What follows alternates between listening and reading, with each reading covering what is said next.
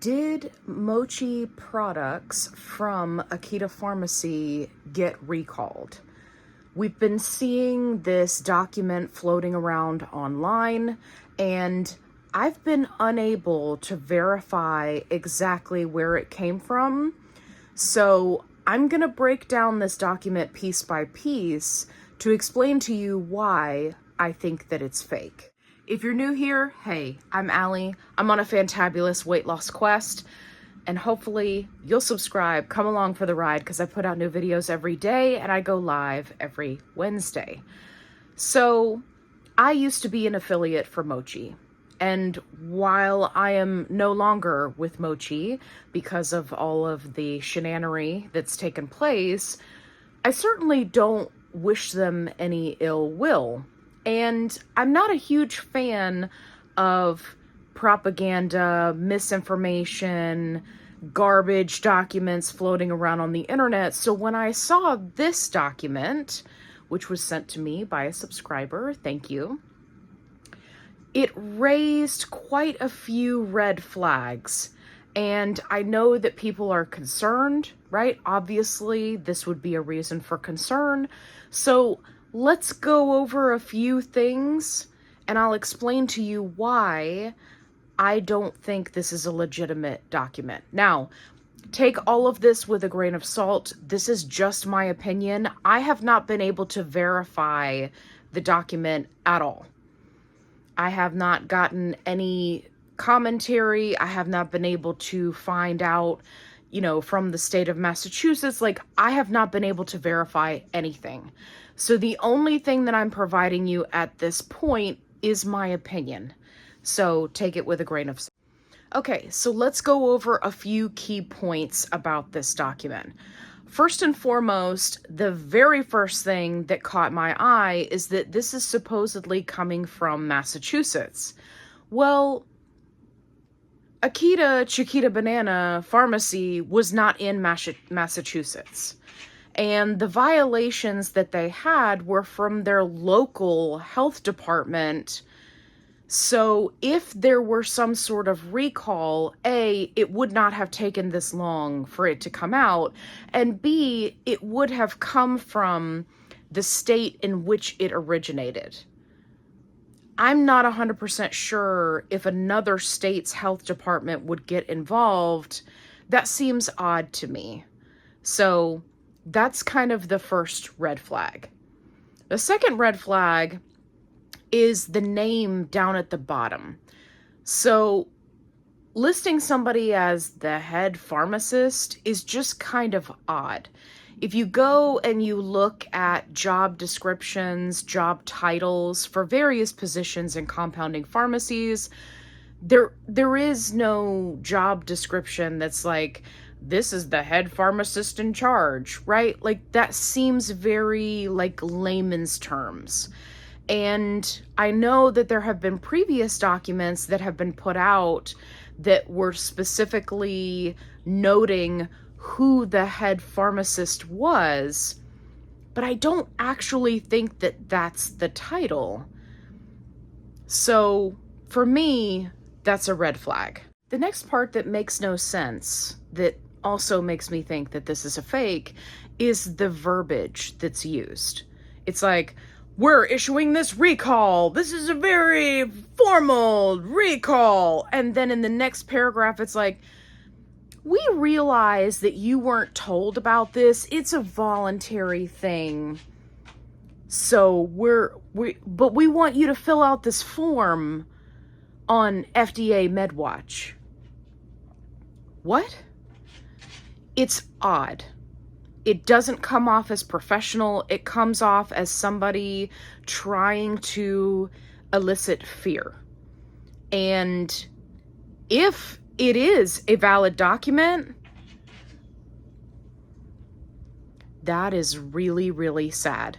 The amount of things that are capitalized that shouldn't be and lowercase that shouldn't be, and how it's like reading a roller coaster to go through this whole document. Again, these are all red flags that make me think that someone was trying to sound like they're in a place of authority, but they failed miserably. The other thing to keep in mind is if there was some sort of recall, right, this information would have been disseminated to all of them. And the time frame is a little sketchy as well. So from the research that I've done, it has been noted in multiple places that they were aware of violations starting in early March. So to have something go all the way back to December of 2024, that sounds to me like a red flag, right? So it doesn't really make sense. It's like, hey, we want you to fill out this form and do all this stuff. But if there was a legitimate recall, a legitimate concern, then it wouldn't have gone out to one person who then disseminated it online, right? We would have all got some kind of correspondence, and it would be all over the news. Let's just be honest. Something like this, if there was a recall, even if it was a voluntary recall, it would be blasted all over the news. There is no way that Big Pharma would allow that to not be the top headlining story for days, because they are the ones who have been pushing this narrative of compounding is not safe. So there's no way that they would miss an opportunity if there was even a voluntary recall, let alone a legit recall.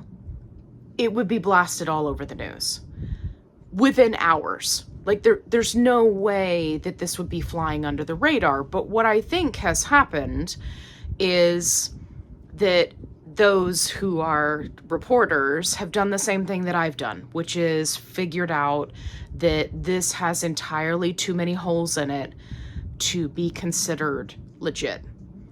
So I would encourage you to do your research, to be careful, and to always take things with a grain of salt. Do I think that companies, pharmacies, big pharma, telehealth companies have only our best interest at heart as patients? No, it's a business. It's about making money. But at the same time, we do have to be aware that this is a very heated conversation. This is a very heated topic. There are many people who feel like, hey, they said you should stop compounding, so now you have to stop compounding. And it's just the environment that we're currently in.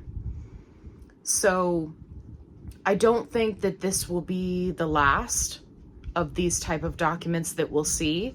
I don't think that Mochi will be the only one who gets hit with this type of tactic, but it's something that before you panic, you 1,000,000% need to do your research.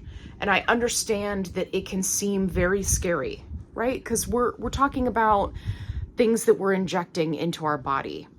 But at the same time, you have to keep in the back of your mind that there are big companies with big, big money that want compounding to go away. And that can lead to a lot of shenanery, right? So please be careful out there.